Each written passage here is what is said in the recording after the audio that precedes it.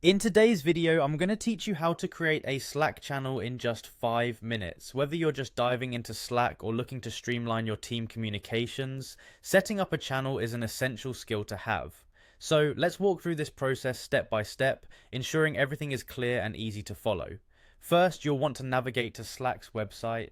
This is your central hub for all things Slack, and where you can access both personal and team communications.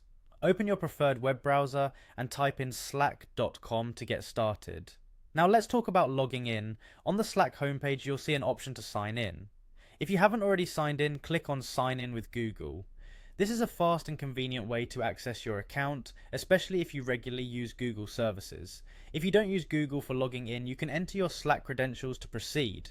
Once you've successfully logged into your account, you'll find yourself at the Slack dashboard.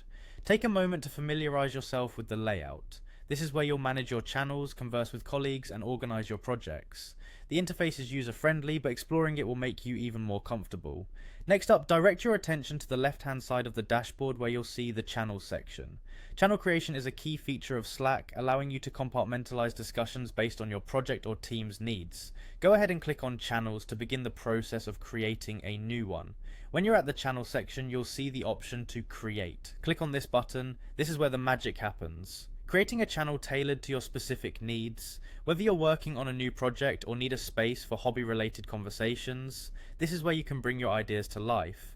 To finalize your new channel, click on Create Channel. You'll be prompted to fill in some basic details like the channel's name and its purpose. Make sure to choose something descriptive.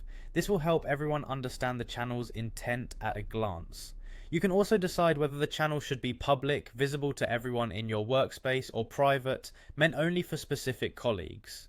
Choose carefully based on your workspace's needs. After filling in these details, click Create to confirm. And there you go, you've just created your very own Slack channel. Remember, channels are flexible. If needs change, you can always adjust the settings or create more channels as required.